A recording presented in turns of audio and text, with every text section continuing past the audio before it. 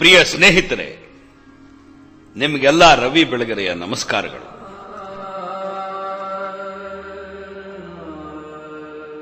ವೃತ್ತಿಯಿಂದ ನಾನೊಬ್ಬ ಪತ್ರಕರ್ತ. ಬರವಣಿಗೆ ನನ್ನ ಫಸ್ಟ್ ಲವ್. ಉಳಿದ ಹಾಗೆ ಟಿವಿ ಮತ್ತು ರೇಡಿಯೋಗಳಲ್ಲಿ ಮಾತಾಡ್ತೀನಿ, ಕಾರ್ಯಕ್ರಮಗಳನ್ನು ನಡೆಸ್ಕೊಡ್ತೀನಿ.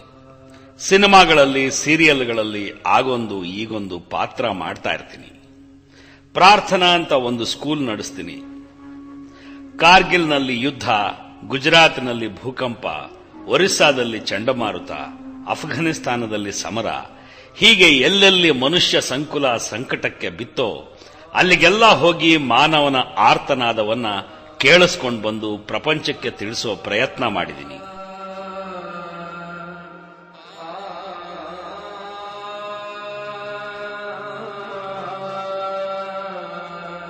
Uganda, Kenya, Congo, ಉಜ್ಬೆಕಿಸ್ತಾನ್, Kyrgyzstan, Kazakhstan, Tajikistan, Pakistan ಮುಂತಾದ ವಿಲಕ್ಷಣ ದೇಶಗಳಲ್ಲಿ ಬರಿಗಾಲ ಫಕೀರನ ಹಾಗೆ ಅಡ್ಡಾಡಿ ಬಂದವನು ನಾನು. 30-35 ಪುಸ್ತಕ ಬರೆದಿದ್ದೀನಿ. ಪರಮಗುರು ಖುಷ್ವಂತ್ ಸಿಂಗ್, ತೆಲುಗು ಲೇಖಕ ಗುಡಿಪಾಟು ವೆಂಕಟಚಲಂ, ಕನ್ನಡದ ಸತ್ಯಕಾಮ, ಪಾವ್ಯಂ ಆಚಾರ್ಯರು, ಪತ್ರಕರ್ತರಾದ ಕೆ ಶಾಮರಾಯರು ಇವರೆಲ್ಲ ನನ್ನ ಗುರುಗಳು. ಇವರೆಲ್ಲರಿಂದಲೂ ಪ್ರಭಾವಕ್ಕೆ ಒಳಗಾದವನು ನಾನು. ನನಗೆ ಹಾಡು ಅಂದ್ರೆ ಇಷ್ಟ, ಮುಖೇಶ್ ಅಂದ್ರೆ ಇಷ್ಟ. ಸಿನಿಮಾ ಹಾಡು, ಭಾವಗೀತೆ, ಶಾಸ್ತ್ರೀಯ ಸಂಗೀತ, ಗಜಲ್, ಇನ್ಸ್ಟ್ರುಮೆಂಟಲ್ ಎಲ್ಲ ಕೇಳ್ತಾ ಮೈ ಮರೆಯೋ ಸೆಂಟಿಮೆಂಟಲ್ ಫೆಲೋ ನಾನು.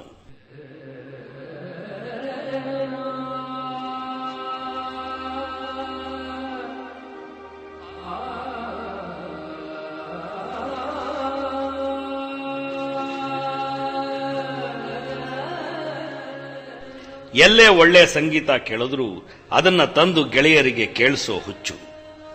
ಓದಿದ ಒಳ್ಳೆಯ ಪುಸ್ತಕದೊಳಗಿನ ಸಂಗತಿಗಳನ್ನ ನನ್ನ ಸಾವಿರಾರು ಲಕ್ಷಾಂತರ ಅಪರಿಚಿತ ಓದುಗರೊಂದಿಗೆ, ಕೇಳುಗರೊಂದಿಗೆ, ವೀಕ್ಷಕರೊಂದಿಗೆ ಶೇರ್ ಮಾಡಿಕೊಳ್ಳೋ ಹುಚ್ಚು. ಬದುಕು ನನ್ನ ಪಾಲಿನ ಬೆಸ್ಟ್ ಟೀಚರ್. ಅದು ಕಲಿಸಿದ ಪಾಠಗಳನ್ನ ಕಲಿತಾ ಕಲಿತಾ 48 ವರ್ಷಗಳ ಹಾದಿ ನಡೆದುಬಿಟ್ಟೆ. ಅದು ಕಲಿಸಿದ ಪಾಠಗಳನ್ನ, ಸೂತ್ರಗಳನ್ನ ನಿಮ್ ಜೊತೆಗೆ ಶೇರ್ ಮಾಡಿಕೊಳ್ಳೋ ಪ್ರಯತ್ನವೇ ಈ 60 ನಿಮಿಷಗಳ ಧ್ವನಿ ಮುದ್ರಿಕೆ ಮನಸ್ಸೇ.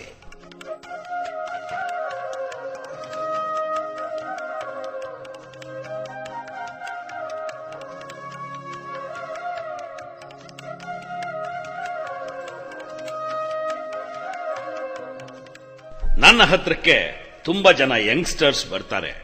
ಬದುಕಿನ 108 ಅಚೀವ್ಮೆಂಟ್ಗಳ ಹೊಸ್ತಿಲೆದುರಿಗೆ ನಿಂತವರು. ಏನೋ ಸಾಧಿಸಬೇಕು ಅನ್ನೋ ಆಸೆ, ಏನನ್ನೋ ಸಾಧಿಸ್ತೀವಿ ಅನ್ನೋ ಕಾನ್ಫಿಡೆನ್ಸು. ಅವರ ಕಣ್ಣುಗಳಲ್ಲಿನ ಉತ್ಸಾಹ, ಮುಖದಲ್ಲಿನ ಅಮಾಯಕತೆ, ತೋಳುಗಳಲ್ಲಿನ ಆರೋಗ್ಯ, ಆರೋಗ್ಯದೊಳಗಿನ ಉನ್ಮಾದಗಳನ್ನೇ ಪ್ರೀತಿಯಿಂದ ಗಮನಿಸ್ತೀನಿ. ಒಬ್ಬ ಹುಡುಗ 18ರ ಯಂಗ್ ಮ್ಯಾನ್ ನನ್ನನ್ನ ಶ್ರದ್ಧೆಯಿಂದ ಕೇಳ್ತಾನೆ, ಸರ್, ದುಡ್ಡು ಮಾಡೋದು ಹೇಗೆ? ತುಂಬಾ ದುಡ್ಡು ಮಾಡಬೇಕು. ನಾನು ಆ ಹುಡುಗನನ್ನೇ ಪ್ರೀತಿಯಿಂದ ನೋಡ್ತೀನಿ. ನನಗೆ ಕೊಟ್ರೇಶಿ ನೆನಪಾಗ್ತಾನೆ.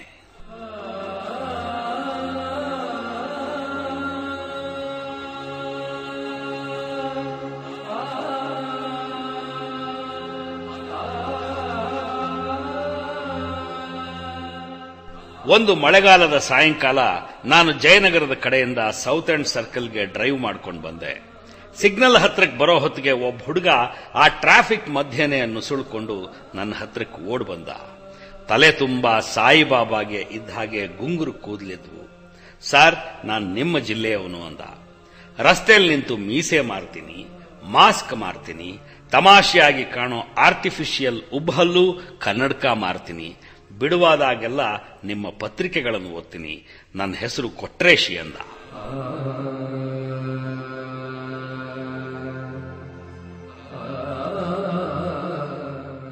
ಹಾಗೆ ಪರಿಚಯವಾದ ಕೊಟ್ರೇಶಿ ಆಮೇಲೆ ತುಂಬಾ ಸಲ ನನ್ನ ಆಫೀಸ್ಗೆ, ಕಾರ್ಯಕ್ರಮಗಳಿಗೆ ಬರ್ತಾ ಇದ್ದ. ಅವನಿಗೆ ಸಿನಿಮಾ ನಟನಾಗೋ ಅಭಿಲಾಷೆ ಇತ್ತು. ಆದರೆ ಅದೊಂದಿನ ಚಿತ್ರನಟ ಉಪೇಂದ್ರನನ್ನ ಕಣ್ತುಂಬಾ ನೋಡಬೇಕು ಅನ್ನೋ ಆಸೆಯಿಂದ ಉಪೇಂದ್ರನ ಮನೆ ಪಕ್ಕದಲ್ಲಿರೋ ಬಿಗ್ ಬಜಾರ್ ಕಟ್ಟಡ ಹತ್ತಿ ಬಗ್ ನೋಡ್ತಾ ಇದ್ದಾಗ ನನ್ನ ಅನ್ಫಾರ್ಚುನೇಟ್ ಯಂಗ್ ಫ್ರೆಂಡ್ ಕೊಟ್ರೇಶಿ ಅಷ್ಟು ಎತ್ತರದಿಂದ ಆಯ ತಪ್ಪಿ ಕಾಲು ಜಾರಿ ಬಿದ್ದು ಸತ್ತು ಹೋಗ್ಬಿಟ್ಟ.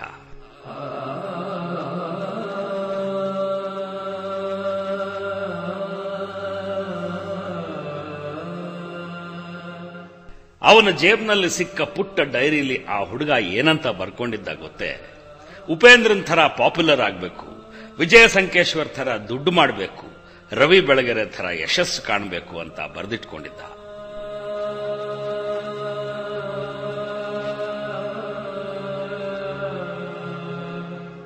ಅಂಥ ಕೊಟ್ರೇಶಿಗಳು ಊರು ಬಿಟ್ಟು ಬೆಂಗಳೂರಿಗೆ ಬಂದವರು, ಇಲ್ಲಿ ಬದುಕು ಕಟ್ಟಿಕೊಂಡು ಏನನ್ನಾದರೂ ಮಾಡಿ ದೊಡ್ಡ ಸಾಧನೆ ತಮ್ಮದಾಗಿಸ್ಕೋಬೇಕು ಅಂದುಕೊಂಡವರು ಎಷ್ಟು ಸಾವಿರ ಸಾವಿರ ಜನ ಇದ್ದಾರೋ. ಅವ್ರ ಪೈಕಿಯೇ ಒಬ್ಬ ಇವತ್ತು ಬಂದು ಎದುರಿಗೆ ನಿಂತು, ಸರ್ ದುಡ್ಡು ಮಾಡೋದು ಹೇಗೆ ಅಂತ ಕೇಳ್ತಾ ಇದ್ದಾನೆ.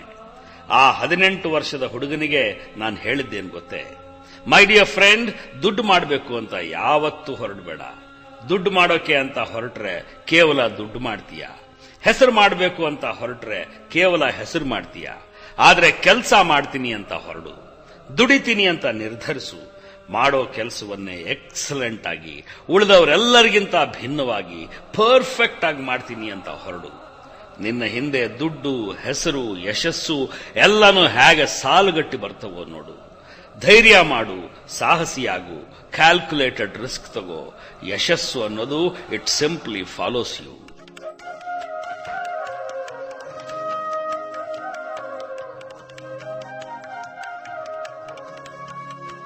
ಒಂದು ಹಂತದ ಓದು ಮುಗಿಸಿ ನೌಕರಿ ಹುಡುಕೋಕೆ ಶುರು ಮಾಡೋ ಯುವತಿ ಯುವಕರಲ್ಲಿ 2 ಥರದ ಜನ ಇರ್ತಾರೆ.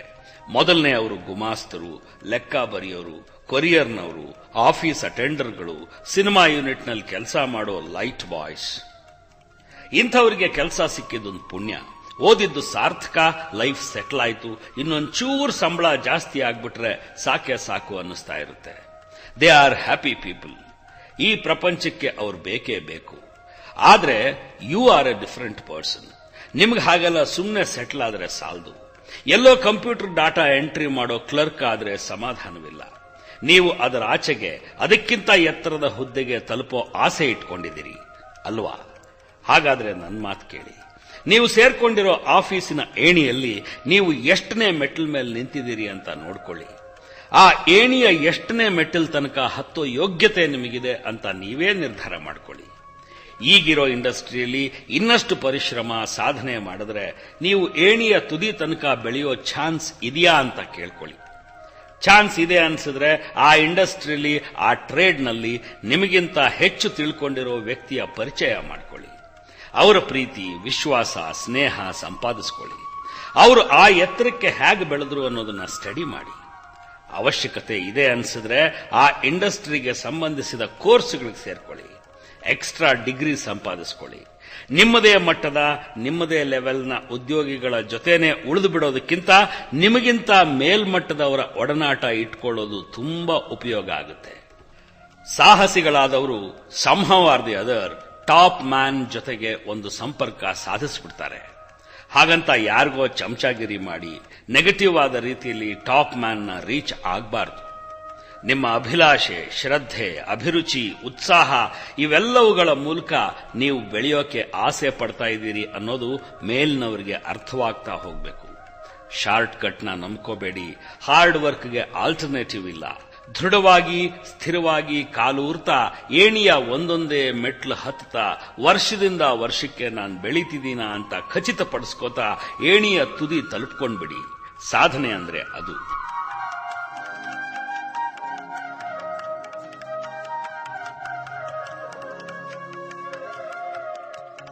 ಆದ್ರೆ ಫ್ರೆಂಡ್ಸ್, ಏಣಿಯ ತುದಿ ತಲುಪೋದು ಅಷ್ಟು ಸುಲಭದ ಮಾತಲ್ಲ.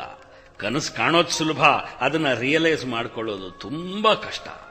ಅನೇಕ ಯುವಕರು ದುಡಿಯೋಕ್ ಮುಂಚೆನೆ, ದಣಿಯೋಕ್ ಮುಂಚೆನೆ ರಿಲ್ಯಾಕ್ಸ್ ಆಗ್ತಾರೆ.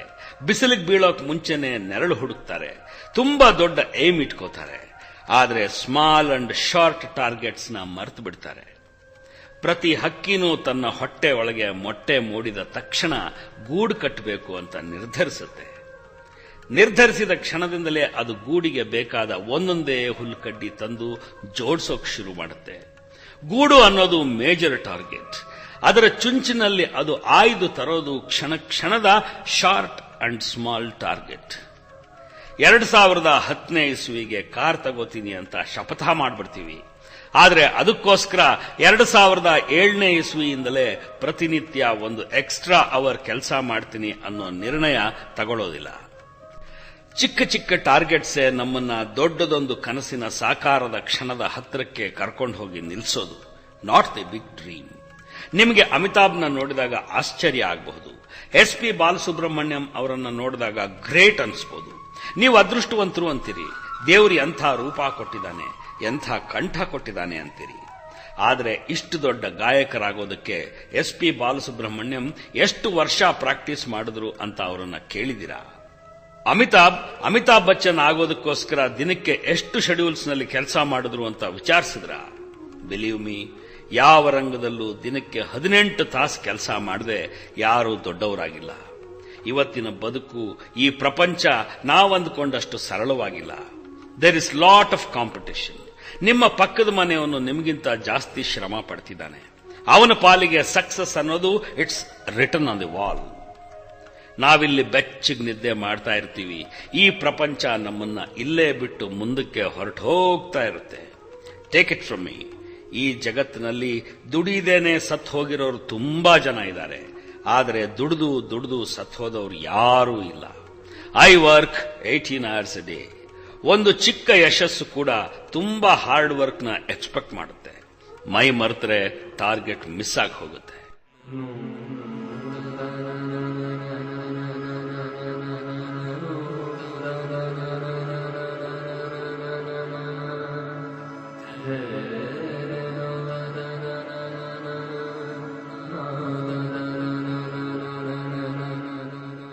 ಹಾಗೊಂದು ಯಾವುದೋ ಕನಸು ಕಂಡು ಅದನ್ನ ರಿಯಲೈಸ್ ಮಾಡಿಕೊಳ್ಳೋ ಪ್ರಯತ್ನದಲ್ಲಿದ್ದಾಗಲೇ ಮನುಷ್ಯ ಖಿನ್ನನಾಗ್ತಾನೆ, ಬೇಸರಕ್ಕೆ ಒಳಗಾಗ್ತಾನೆ, ಸುಸ್ತಾಯ್ತು ಅನ್ಸುತ್ತೆ, ಒಬ್ಬಂಟಿಗನಾಗ್ಬಿಟ್ಟೆ ಅನ್ಸುತ್ತೆ, ಕೆಲವೊಂದ್ಸಲ ದುಃಖಿತನಾಗ್ಬಿಡ್ತಾನೆ. ಬೆಳಿಗ್ಗೆ ಒಂದೊಂದ್ಸಲ ಏಳ್ತಲೆ ದುಃಖಿತರಾಗಿ ಹೇಳ್ತೇವೆ. ನಮ್ಮ ಬದುಕು ಹೀಗೊಂದು ನಿಲುಗಡೆಗೆ, ಒಂದು ಸ್ಟೇಲ್ಮೇಟ್ಗೆ ಬಂದು ನಿಂತು ಬಿಡ್ತಲ್ಲ ಅನ್ಸುತ್ತೆ. ಮತ್ಯಾವುದೋ ವೈಯಕ್ತಿಕವಾದ ದುಃಖ, ಖಿನ್ನತೆ, ಕಷ್ಟ, ಕಣ್ಣೀರು, ಒಬ್ಬಂಟಿತನ ನಮ್ಮನ್ನ ಕಾಡ್ತವೆ. ದುಃಖ ಅನ್ನೋದು ಯಾರನ್ನ ಬಿಟ್ಟಿದೆ ಹೇಳಿ? ಬದುಕಿನ ಹಾದಿಯಲ್ಲಿ many a times you feel alone, disappointed, rejected and lonely.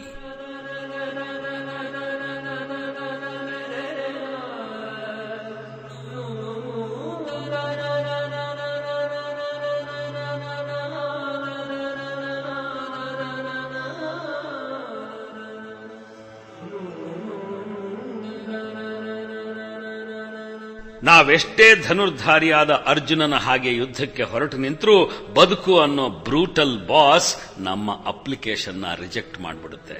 ತಿರಸ್ಕೃತರಾಗ್ಬಿಡ್ತೀವಿ. ಏನೆಲ್ಲ ಸಂತೋಷವನ್ನ ಕೊಟ್ಟ ಬದುಕು ಒಂದೊಂದ್ಸಲ ದುಃಖವನ್ನೂ ಕೊಟ್ಟುಬಿಡುತ್ತೆ. ಯಾವುದನ್ನ ತುಂಬಾ ಇಷ್ಟಪಡ್ತೀವೋ ಅದೇ ನಮ್ಮ ಕೈಗೆ ಸಿಗದ ಹಾಗಾಗುತ್ತೆ. ನಡೀತಾ ನಡೀತಾ ರಸ್ತೆಲೆ ಸಾಯಂಕಾಲವಾಗಿ ಕತ್ತಲಾಗ್ಬಿಡುತ್ತೆ. ದಿಕ್ಕು ತೋಚದ ಹಾಗಾಗುತ್ತೆ. ಈ ಬದುಕು ಇಲ್ಲಿಗೆ ಮುಗಿದೋಯ್ತೇನೋ ಅನ್ಸ್ಬಿಡುತ್ತೆ.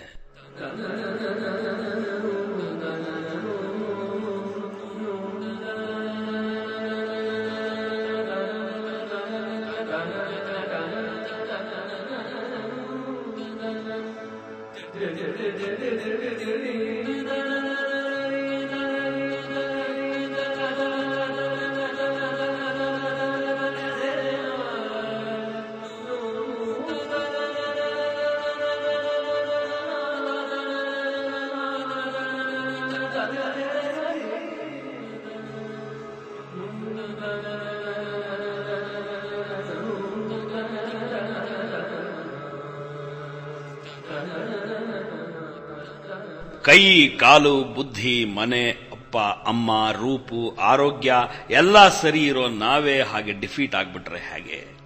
Defeat the defeat, frustrate the frustration and kill the despair ಅನ್ನೋ ಸಿದ್ಧಾಂತ ನಂದು. ಅಂಥ ಪಾಠವನ್ನ ನನಗೆ ಕಲಿಸಿದ್ದು ಡೇವಿಡ್ ಹಾರ್ಟ್ಮನ್ ಅನ್ನೋ ದಿವ್ಯ ಸಾಹಸಿಯ ಬದುಕು. ಅವನು ಹುಟ್ಟುತ್ತಾನೆ ಕಣ್ಣಿನ ಸಮಸ್ಯೆ ಇಟ್ಕೊಂಡು ಹುಟ್ಟಿದ ಹುಡುಗ. 10-11ನೇ ವಯಸ್ಸಿನಲ್ಲಿ ಪೂರ್ತಿ ಕುರುಡನಾಗ್ಬಿಟ್ಟ. ಅವನ ತಂದೆ ಫ್ರೆಡ್ ಹಾರ್ಟ್ಮನ್ ಒಬ್ಬ ಬ್ಯಾಂಕ್ ನೌಕರ. ಒಂದ್ಸಲ ಡೈನಿಂಗ್ ಟೇಬಲ್ನಲ್ಲಿ ಎದುರುಗಡೆ ಕೂತ್ಕೊಂಡ ಕುರುಡ ಮಗ, ಅಪ್ಪ, ನಾನ್ ಬೇಸ್ ಬಾಲ್ ಆಡೋಣ ಅಂತಿದ್ದೀನಿ, ಆಡೋಕ್ಕಾಗುತ್ತಾ ನಂಗೆ ಅಂತ ಕೇಳಿದ್ದ. ಸ್ವಲ್ಪ ಹೊತ್ತು ಯೋಚಿಸಿ ನಿಧಾನವಾಗಿ ಉತ್ತರ ಹೇಳಿದ್ದ ತಂದೆ, well, let's try it and C.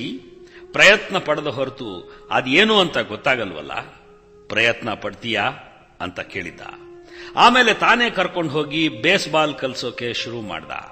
ಗಾಳಿಲಿ ಶಬ್ದ ಮಾಡ್ತಾ ಬರೋ ಚೆಂಡು ಹತ್ರಕ್ಕೆ ಬಂದು ಸಕ್ ಅಂತ ಶಬ್ದ ಮಾಡಿದಾಗ ಅದಕ್ಕೆ ಬೀಸ್ ಹೊಡಿಬೇಕು ಅನ್ನೋದನ್ನ ಕುರುಡು ಹುಡುಗ ಡೇವಿಡ್ ಹಾರ್ಟ್ಮನ್ ಗೊತ್ತು ಮಾಡ್ಕೊಂಡ್ಬಿಟ್ಟ.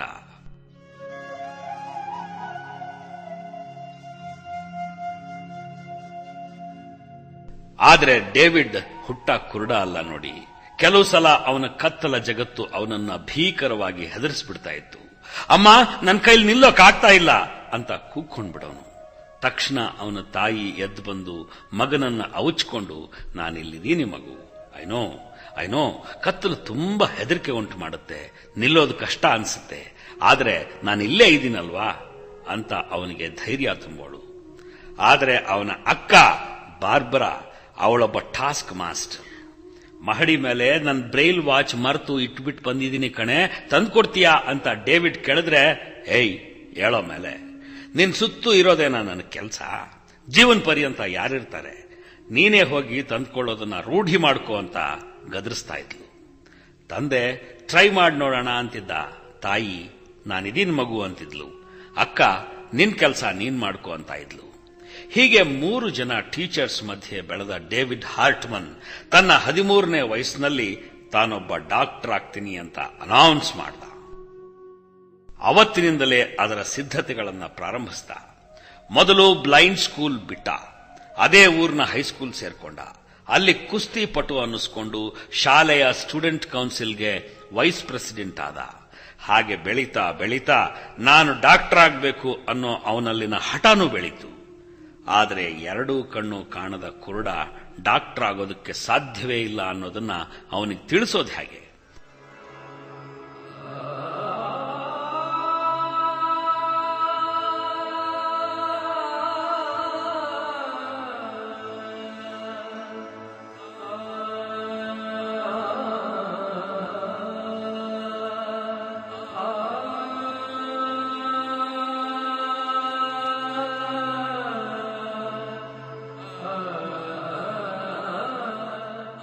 ಮನೆ ಮಂದಿ ಅದಕ್ಕೆ ದಾರಿ ಕಾಣದೆ ಚಡಪಡಿಸ್ಬಿಟ್ರು.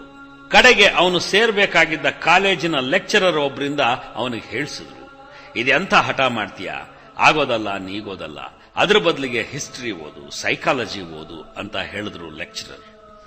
ಅದಕ್ಕೆ ಡೇವಿಡ್ ಹೇಳ್ದ, ಲುಕ್, ನಂಗೆ ಕಣ್ಣು ಕಾಣಲ್ಲ ಅನ್ನೋದು ಬಿಟ್ರೆ ನಾನು ಬೇರೆಯವ್ರಿಗಿಂತ ಯಾವುದರಲ್ಲೂ ಡಿಫರೆಂಟ್ ಅಲ್ಲ. ಎಲ್ರಿಗೂ ಒಂದಲ್ಲ ಒಂದು ರೀತಿಯ ವೈಕಲ್ಯ ಇರುತ್ತೆ. ಜೀವನದಲ್ಲಿ ಚಾಲೆಂಜೇ ಒಪ್ಕೊಳ್ಳದೆ ಡಿಫರೆಂಟ್ ಆಗಿ ಏನನ್ನೂ ಮಾಡದೆ ಇರೋನೇ ಈ ಜಗತ್ತಿನ ನಿಜವಾದ ಅಂಗವಿಕಲ ಅಂತ ನಾನು ಭಾವಿಸಿದ್ದೀನಿ. ನಾನು ತುಂಬಾ ಒಳ್ಳೆ ಸೈಕ್ಯಾಟ್ರಿಸ್ಟ್ ಆಗ್ತೀನಿ ಅಂತ ನನಗೆ ನಂಬಿಕೆ ಇದೆ. ನನಗಿರುವಂತಹ ಸಮಸ್ಯೆಗಳಿರೋ ಸಾವಿರಾರು ಜನಕ್ಕೆ ನನಗಿಂತ ಒಳ್ಳೆ ಕೌನ್ಸಿಲಿಂಗ್ ಕೊಡೋನು ಎಲ್ಲಿ ಸಿಗ್ತಾನೆ? Don't say no.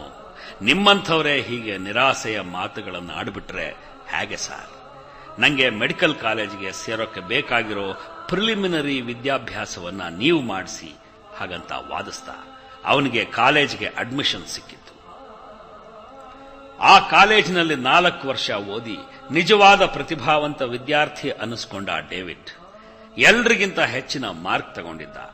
ಆದರೆ ಕುರುಡನಾದ ನನಗೆ ಮೆಡಿಕಲ್ ಕಾಲೇಜಿನಲ್ಲಿ ಸೀಟ್ ಸಿಗುತ್ತಾ ಅನ್ನೋ ಪ್ರಶ್ನೆ ಅವನನ್ನ ಕಾಡ್ತಾನೇ ಇತ್ತು. 1972ರಲ್ಲಿ ಡೇವಿಡ್ ಹಾರ್ಟ್ಮನ್ ಅಮೆರಿಕದ 10 ಮೆಡಿಕಲ್ ಕಾಲೇಜುಗಳಿಗೆ ಅಪ್ಲಿಕೇಶನ್ ಹಾಕಿದ್ದ. ಆ ಪೈಕಿ 8 ಕಾಲೇಜು ಅವನನ್ನ ರಿಜೆಕ್ಟ್ ಮಾಡಿದವು. 1972ರ ಏಪ್ರಿಲ್ 27ನೇ ತಾರೀಕು ಅವನು ತುಂಬಾ ನಂಬಿಕೊಂಡಿದ್ದ 9ನೇ ಕಾಲೇಜ್ ಕೂಡ ಅವನನ್ನ ರಿಜೆಕ್ಟ್ ಮಾಡಿತು. ಡೇವಿಡ್ನ ಕುರುಡು ಕಣ್ಣುಗಳಲ್ಲಿ ಮೊದಲನೇ ಸಲ ನಿರಾಸೆಯ ಮೋಡ ಸರಿದಾಡಿತ್ತು. ಅವನು ಮತ್ತು ಅವನ ಗರ್ಲ್ ಫ್ರೆಂಡ್ ಶೆರಿಲ್ ವಾಕರ್ ಮೊಟ್ಟ ಮೊದಲ ಬಾರಿಗೆ ಕೈ ಹಿಡ್ಕೊಂಡು ಎಲ್ಲ ಮುಗಿದೋಯ್ತು ಅನ್ನೋ ಹಾಗೆ ಅತ್ಬಿಟ್ರು.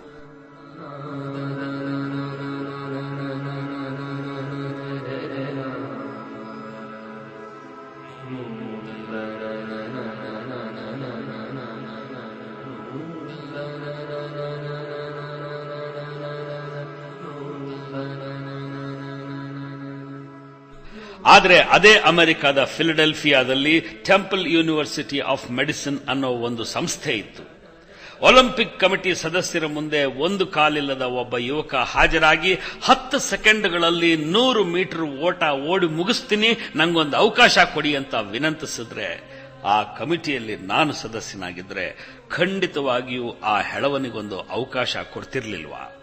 ಹಾಗೆ ಈ ಹುಡುಗನಿಗೊಂದು ಅವಕಾಶ ಕೊಡಬೇಕು ಅಂತ ಟೆಂಪಲ್ ಯೂನಿವರ್ಸಿಟಿಯ ಅಸಿಸ್ಟೆಂಟ್ ಡೀನ್ ಒಬ್ಬರು ವಾದಿಸಿದ್ರು. ಅವತ್ತೇ ಮಧ್ಯಾಹ್ನ ಡೇವಿಡ್ನ ಅಕ್ಕ ಬಾರ್ಬರಾ ಅವನಿಗೊಂದು ಫೋನ್ ಮಾಡಿ, ಯು ಹ್ಯಾವ್ ಡನ್ ಇಟ್ ಕಣೋ, ನಿಂಗೆ ಸೀಟ್ ಸಿಕ್ಕಿದೆ ಅಂತ ಗದ್ಗದಿತಳಾಗಿ ಹೇಳಿದ್ಲು. ಆ ನಂತರ ಡೇವಿಡ್ ಹಾರ್ಟ್ಮನ್ ಮೆಡಿಸಿನ್ ಓದಿದ್ದು ಅದೊಂದು ತಪಸ್ಸು. ಅವನಿಗೆ ಎಕ್ಸ್ರೇಗಳನ್ನು ನೋಡಕ್ಕಾಗ್ತಿರ್ಲಿಲ್ಲ, ರೋಗಿಗಳ ಬಾಯಿ ಕಣ್ಣು ಗಾಯಗಳನ್ನ ಪರೀಕ್ಷೆ ಮಾಡಕ್ಕಾಗ್ತಿರ್ಲಿಲ್ಲ, ಮೈಕ್ರೋಸ್ಕೋಪ್ನೊಳಕ್ಕೆ ಇಣಿಕಿ ನೋಡಕ್ಕಾಗ್ತಿರ್ಲಿಲ್ಲ.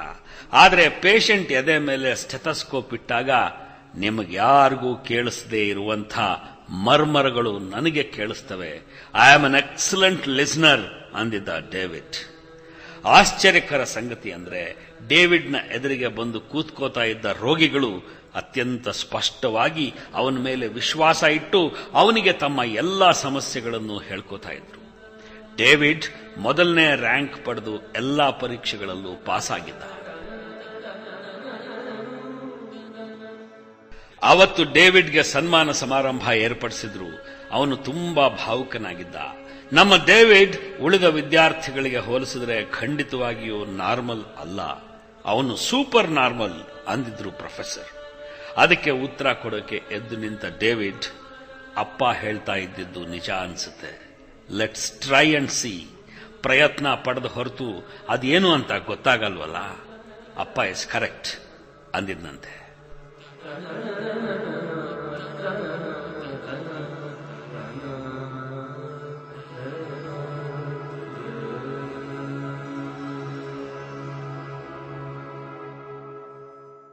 ಫ್ರೆಂಡ್ಸ್, ಚಿಕ್ಕವರಿದ್ದಾಗ ಸೈಕಲ್ ಕಲಿಯೋಕೆ ಹೋದಾಗ್ಲೂ ಮೊಟ್ಟ ಮೊದಲ ಬಾರಿಗೆ ನನ್ನ ಕೈಲಾಗಲ್ವೇನೋ ಅನ್ನೋ ಅಳುಕು ಕಾಡಿರುತ್ತೆ.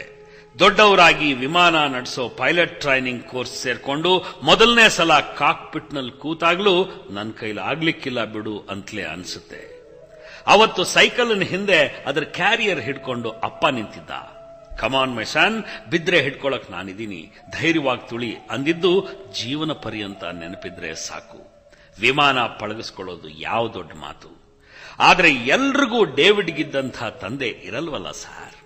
ನಮ್ಮ ತಂದೆ ತುಂಬಾ ಬೇಜವಾಬ್ದಾರಿ ಮನುಷ್ಯ. ಅಮ್ಮನ್ನ ತುಂಬಾ ಸತಾಯಿಸ್ದ. ನನ್ನ ಬೆಂಬಲಕ್ಕೆ ನಿಲ್ಲೇ ಇಲ್ಲ. ನಮ್ಮ ತಂದೆ ಒಬ್ರು ಸರಿಯಾಗಿದ್ಬಿಟ್ಟಿದ್ರೆ ನನಗಿವತ್ತು ಈ ಪರಿಸ್ಥಿತಿ ಬರ್ತಾ ಇರಲಿಲ್ಲ. ಹಾಗಂತ ಅನೇಕ ಯುವಕರು ಯುವತಿಯರು ನನ್ನ ಹತ್ರ ದೂರ ಹೇಳ್ಕೊತಾ ಇರ್ತಾರೆ, ಪತ್ರ ಬರಿತಾ ಇರ್ತಾರೆ.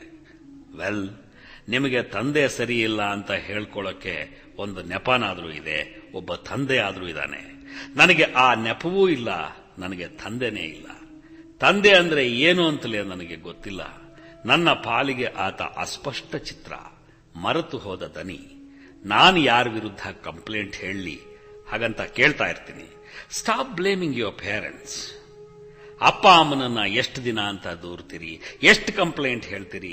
ನಿಮ್ ತಂದೆ ತಾಯಿ ತಪ್ಪು ಮಾಡಿದ್ರು ಅಂತ ವಾದ ಮಾಡಿ ಮಾಡಿ ಮಾಡಿ ಅವರಿಗೆ ಅವ್ರ ತಪ್ಪನ್ನ ಮನವರಿಕೆ ಮಾಡಿಕೊಡೋ ಹೊತ್ತಿಗೆ ನಿಮಗೆ ಮಗ ಹುಟ್ಟಿರ್ತಾನೆ, ಅಪ್ಪ ಯು ಆರ್ ರಾಂಗ್ ಅಂತ ತಕರಾರು ತೆಗೆದಿರ್ತಾನೆ. ಹಿರಿಯರನ್ನ ಬ್ಲೇಮ್ ಮಾಡೋದನ್ನ ನಿಲ್ಲಿಸಿ ಹಿಂದೆ ನಿಂತು ಕ್ಯಾರಿಯರ್ ಹಿಡ್ಕೊಂಡು ಸೈಕಲ್ ತುಳಿಯೋದನ್ನ ಕಲಿಸಿದ ಅಪ್ಪ ಅಲ್ಲೇ ಫೀಲ್ಡ್ ಅಲ್ಲಿ ಉಳ್ಕೊಂಡ್ಬಿಟ್ಟಿದ್ದಾನೆ. ನೀವೀಗ ಮೇನ್ ರೋಡ್ ಅಲ್ಲಿ ಪೆಡಲ್ ಮಾಡ್ತಾ ಇದ್ದೀರಿ. Just go ahead.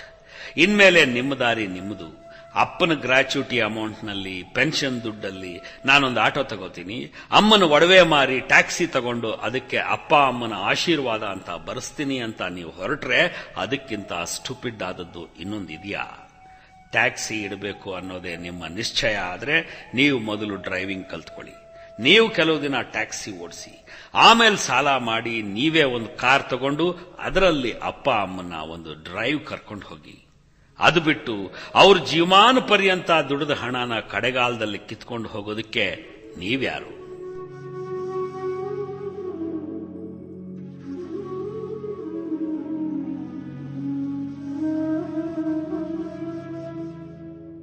ಡ್ರೈವರ್ ಆಗಿ ಮೊದಲು ಕೆಲಸ ಮಾಡಿ ಆಮೇಲೆ ಟ್ಯಾಕ್ಸಿ ಇಡಿ ಅಂತ ಹೇಳದ್ನಲ್ಲ, ಅಂಥದ್ದೊಂದು ಸಾಧನೆ ಮಾಡಿದವರ ಬಗ್ಗೆ ಹೇಳ್ತೀನಿ ಕೇಳಿ. His name is Vijay Sankeshwar. ತುಂಬಾ ಸಲ ಅವರು ನನ್ನ ಪಾಲಿನ ಹೀರೋ ಅನ್ನಿಸ್ತಾರೆ. ಅವರ ರಾಜಕೀಯ ನಿಲುವುಗಳನ್ನು ನಾನು ಒಪ್ಪಲಿಕ್ಕಿಲ್ಲ. ಆದರೆ ಒಂದೇ ಒಂದು ಲಾರಿಯಿಂದ ಆರಂಭ ಮಾಡಿ ಇವತ್ತು ಗಿನೆಸ್ ದಾಖಲೆಗೆ ಸೇರಿ ಹೋಗೋ ಹಾಗೆ ಸಾವಿರಾರು ಲಾರಿಗಳದೊಂದು ಕಂಪನಿ ಕಟ್ಟಿದ್ರು ಅಂದ್ರೆ ಅದೇನು ತಮಾಷೆ ಮಾತಾ? ಒಂದ್ಸಲ ನಾವಿಬ್ರು ದಿಲ್ಲಿಯ ಒಂದು ಹೋಟ್ಲಲ್ಲಿ ಉಳ್ಕೊಂಡಿದ್ವಿ. ರಾತ್ರಿ ತುಂಬಾ ಹೊತ್ತು ಮಾತಾಡ್ತಾ ಇದ್ವಿ.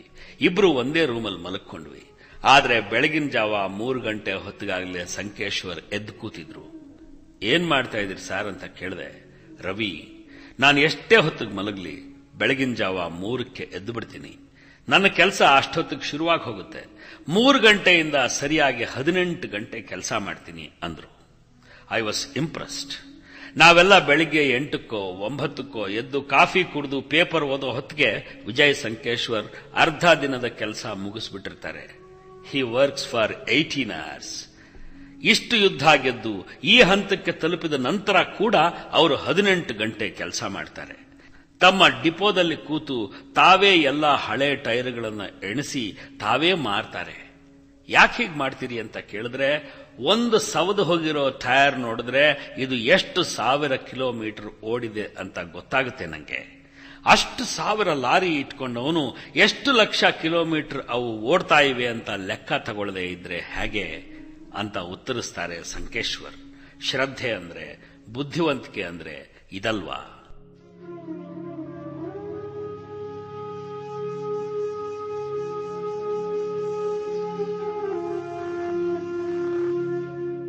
ಆದ್ರೆ ನಿಮಗ್ ಗೊತ್ತಿರಲಿ, ರಸ್ತೆ ಬದಿಯಲ್ಲಿ ಕಟ್ಟಿಗೆ ಕಡಿಯೋನು, ಜಲ್ಲಿ ಕುಟ್ಟೋನು, ಬಂಡಿ ಎಳೆಯೋನು ಕೂಡ 18 ತಾಸು ಕೆಲಸ ಮಾಡ್ತಾನೆ. ಅವನಿಗೆ ಯಾಕೆ ಯಶಸ್ಸು ಒಲಿಯೋದಿಲ್ಲ? ಡೇವಿಡ್ ಹಾರ್ಟ್ಮನ್ ಅಷ್ಟೇ ಕಷ್ಟಪಡೋ ವಿದ್ಯಾರ್ಥಿಗಳಿದ್ದಾರೆ. ಅವ್ರ್ಯಾಕೆ ಹೆಸರಾಂತ ಡಾಕ್ಟರ್ಗಳಾಗೋದಿಲ್ಲ? ಅವರು ಅದೃಷ್ಟವಂತರಲ್ಲ ಅಂತೀರಾ? ಫ್ರೆಂಡ್ಸ್, ಈ ಜಗತ್ನಲ್ಲಿ ಯಾರು ಅದೃಷ್ಟವಂತರು ಅಂತ ಇಲ್ಲ. ದೈವಾಂಶ ಸಂಭೂತರು ಅಸಲಿಗೇ ಇಲ್ಲ. ಇರೋರು ಇಬ್ರೇ. ಕಟ್ಟಿಗೆ ಕಡಿಯೋನು, ಕಟ್ಟಿಗೆ ಕಡಿತಾ ಕಡಿತಾ ಟಿಂಬರ್ ವ್ಯಾಪಾರಿಯಾಗಿ ಬೆಳೆಯೋನು. ನೀವು ಬೇಕಾದ್ರೆ ಗಮನಿಸಿ ನೋಡಿ, ಒಂದು ಕಾಲದ ಗಂಡಾಳು ಮೇಸ್ತ್ರಿ ಆಗ್ತಾನೆ. ಅದೇ ಮೇಸ್ತ್ರಿ ಕಾಂಟ್ರಾಕ್ಟರ್ ಆಗ್ತಾನೆ. ಹೋಟೆಲ್ ಮಾಣಿ ಮ್ಯಾನೇಜರ್ ಆಗ್ತಾನೆ. ಕಾಲಾಂತರದಲ್ಲಿ ಅವನೇ ಹೋಟೆಲ್ ಮಾಲೀಕನಾಗ್ತಾನೆ. ನೀವು 18 ತಾಸು ಕಟ್ಟಿಗೆ ಕಡಿದು ಅಲ್ಲೇ ಉಳಿತೀರಾ? ಕಟ್ಟಿಗೆ ಕಡಿತಾ ಕಡಿತಾ ಸ್ವಂತದ್ದೊಂದು ಟಿಂಬರ್ ವ್ಯಾಪಾರ ಮಾಡ್ತೀರಾ? ಆ ನಿರ್ಣಯ ನಿಮಗ್ ಬಿಟ್ಟಿದ್ದು. 18 ತಾಸು ದುಡಿಯೋದು ಅಂದ್ರೆ ಏಮ್ಲೆಸ್ ಆಗಿ ದುಡಿಯೋದು ಅಂತ ಅಲ್ಲ. ನಿಮ್ಮ ಗಮ್ಯದ ಕಡೆಗೆ, ಏಮ್ನ ಕಡೆಗೆ ನಡೀತಾ ನಡೀತಾ ದುಡಿತಿದ್ದೀರಾ ಅಂತ ಮೇಲಿಂದ ಮೇಲೆ ಕೇಳ್ಕೊಳ್ಳಿ.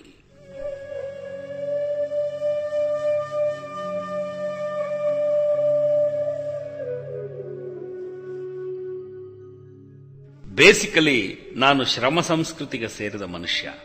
ಏನು ಮಾತಾಡಿದ್ರು ಮತ್ತೆ ವಿಷಯ ಅಲ್ಲಿಗೇ ಬರುತ್ತೆ. ಆದರೆ ನನಗಿಂತ ವಯಸ್ಸಿನಲ್ಲಿ ಚಿಕ್ಕವರು ಅನುಭವಿಸೋ ನಿರಾಸೆ, ಒಂಟಿತನ ಮತ್ತು ಫ್ರಸ್ಟ್ರೇಷನ್ಸ್ ಅರ್ಥವಾಗ್ತವೆ. ಬದುಕಿನಲ್ಲಿ ಹೋರಾಟ ಮಾಡ್ತಾ ಮಾಡ್ತಾ ಒಂದೊಂದ್ಸಲ ಒಬ್ಬಂಟಿಯಾಗ್ಬಿಟ್ಟೆ ಅನ್ಸ್ಬಿಡುತ್ತೆ. ನಾವು ಪ್ರೀತಿಸಿದ ಹುಡುಗಿಗೆ ನಮ್ಮ ಹೋರಾಟ ಎಂಥದ್ದು ಅಂತ ಅರ್ಥವೇ ಆಗಿರಲ್ಲ. ಈಗಾಗಲೇ ಹೋರಾಟ ಮುಗಿಸಿ ಸಕ್ಸಸ್ಫುಲ್ ಆದ ಮತ್ಯಾರೋ ಶ್ರೀಮಂತ ಸಾಫ್ಟ್ವೇರ್ ಇಂಜಿನಿಯರ್ನ ಕೈ ಹಿಡಿದು ನಡೆದು ಬಿಡ್ತಾಳೆ. ಇದು ಮತ್ಲಬ್ ಕಿ ದುನಿಯಾ. ಪ್ರೀತಿಸಿದ ಜೀವ ಕೈಬಿಟ್ಟು ಹೋದಾಗ ತುಂಬಾ ಸಂಕಟವಾಗುತ್ತೆ. ಇಂಥ ಅನುಭವ ಕೇವಲ ಹುಡುಗರಿಗಾಗಬೇಕು ಅಂತ ಇಲ್ಲ, ಹುಡುಗಿರಿಗೂ ಆಗುತ್ತೆ. ಬದುಕು ಒಂದು ಕ್ರಾಸ್ ರೋಡ್ಗೆ ಬಂದು ನಿಂತಾಗ ಇದ್ದಕ್ಕಿದ್ದ ಹಾಗೆ ಜೊತೆಗಿದ್ದ ಗೆಳೆಯ ಕಳೆದು ಹೋಗಿ ಒಬ್ಬಂಟಿಯಾಗಿಬಿಡ್ತಾಳೆ ಹುಡುಗಿ. ಅಂಥ ಒಬ್ಬಂಟಿ ನಿಮಿಷಗಳಲ್ಲೇ ನಿಮ್ಮ ಸಹಾಯಕ್ಕೆ ಬರೋದು ಗಾಯಕ ಮೊಹಮ್ಮದ್ ರಫಿ. ಆತ ಎಂಥ ಅದ್ಭುತವಾದ ಸಮಾಧಾನ ಹೇಳ್ತಾನೆ ಗೊತ್ತಾ? 1964ರಲ್ಲಿ ಚಿತ್ರಲೇಖ ಅನ್ನೋ ಸಿನಿಮಾಗೆ ಹಾಡಿದ ಹಾಡು ಅದು. ನನ್ನ ಮನಸ್ಸು ತುಂಬಾ ಆಘಾತಕ್ಕೆ ಒಳಗಾದಾಗ, ನಾನು ಒಬ್ಬಂಟಿಯಾಗಿ ಹೋದೆ ಅನ್ನಿಸ್ದಾಗ ಇದೊಂದು ಹಾಡು ಕೇಳಿಸ್ಕೊತಾ ಇರ್ತೀನಿ. ಮನರೇ तू काहे ना धीर धरे, वो निर्मोही मोह न जाने, जिनका मोह करे. मन रे तू काहे ना धीर धरे.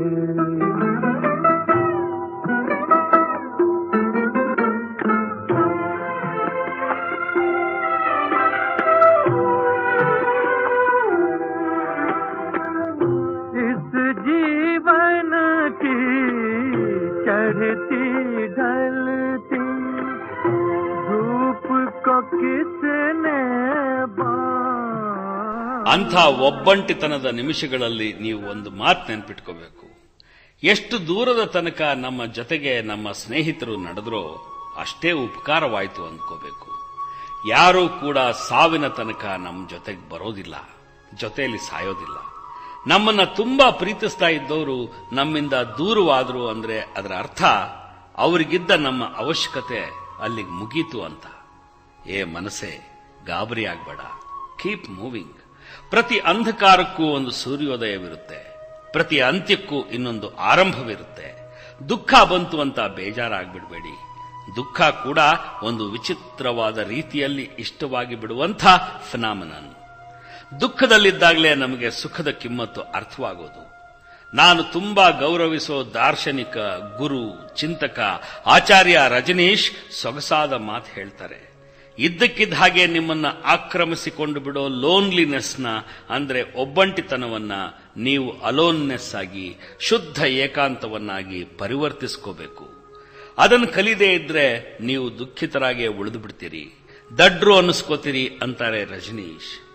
ಒಂಟಿತನ ಅನ್ನೋದು ಪೇನ್ಫುಲ್ ಆದದ್ದು, ಸಾರೋಫುಲ್ ಆದದ್ದು. ಆದರೆ ಏಕಾಂತ ಅನ್ನೋದು ಮಧುರವಾದದ್ದು, ಸುಂದರವಾದದ್ದು.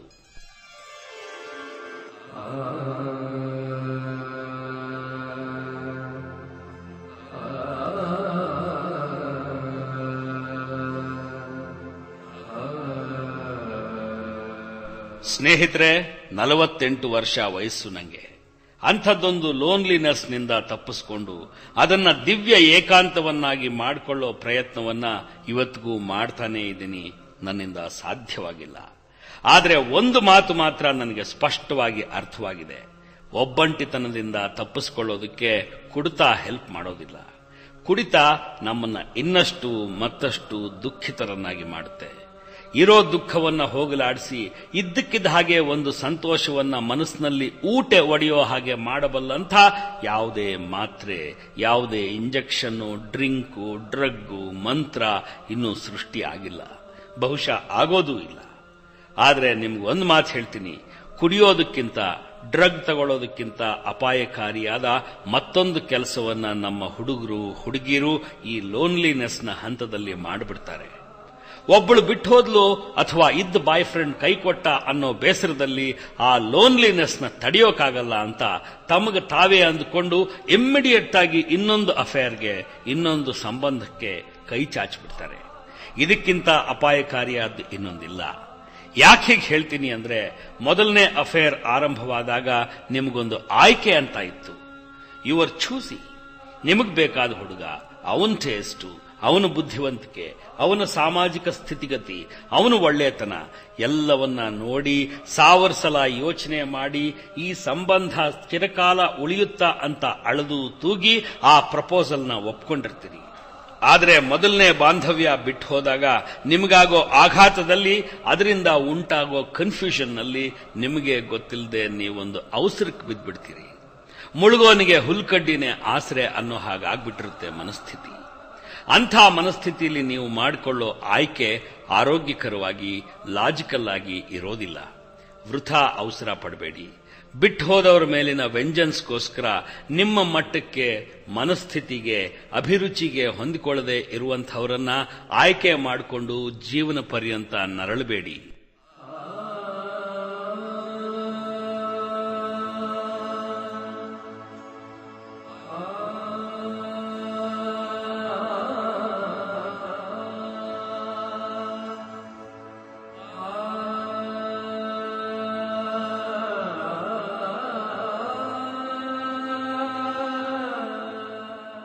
ಪ್ರೀತಿ ಪ್ರೇಮದ ವಿಷಯದಲ್ಲಿ ಬಿಟ್ಟು ಹೋದವರಿಗಿಂತ ಹೆಚ್ಚಾಗಿ ಉಳಿದು ಹೋದವರು ನರಳುತ್ತಾರೆ. ಅದು ಅನಿವಾರ್ಯ. ಒಬ್ಬಂಟಿಗರಾಗ್ಬಿಟ್ವಿ ಅನ್ನೋ ದುಃಖದ ಜೊತೆಗೆ ನಂಗೆ ಮೋಸವಾಯಿತು ಅನ್ನೋ ಬೇಸರ, ಐ ಆಮ್ ಯೂಸ್ಡ್ ಅನ್ನುವಂಥ ಹಿಂಸೆ ಮನಸ್ಸನ್ನ ಕಾಡ್ತವೆ. ಆಗ ನೀವು ಸೃಷ್ಟಿಸಿಕೊಳ್ಳೋ ಏಕಾಂತದಲ್ಲಿ ಸ್ವಲ್ಪ ಸಹನೆ ಇಟ್ಕೊಂಡು ಪ್ರಯತ್ನ ಪಟ್ರೆ ನಿಮಗೆ ನೀವು ಹೆಚ್ಚು ಅರ್ಥವಾಗ್ತೀರಿ. ನಿಮ್ಮ ಜೊತೆಗೆ ನೀವು ಮಾತಾಡಿಕೊಳ್ಳೋದು ಸಾಧ್ಯವಾಗುತ್ತೆ. ನಿಮ್ಮನ್ನ ನೀವೇ ಅನಲೈಸ್ ಮಾಡ್ಕೊಳ್ಳೋದು ಸಾಧ್ಯವಾಗುತ್ತೆ. ನಮಗೆ 1000 ಜನ ಫ್ರೆಂಡ್ಸ್ ಇರಬಹುದು, ಆತ್ಮೀಯರಿರಬಹುದು, ಇಷ್ಟಪಡೋರಿರಬಹುದು.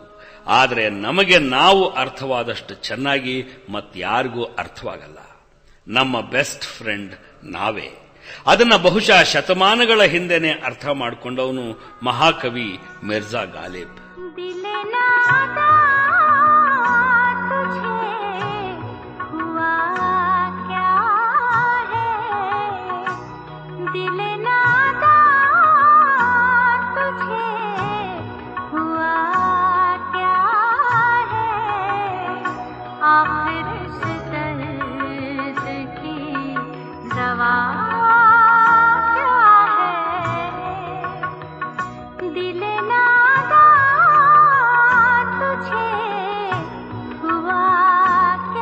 ನನ್ನ ಇಷ್ಟದ ಕವಿಗಳಲ್ಲಿ ಅಸಾದುಲ್ಲಾ ಖಾನ್ ಗಾಲಿಬ್ ಕೂಡ ಒಬ್ಬ.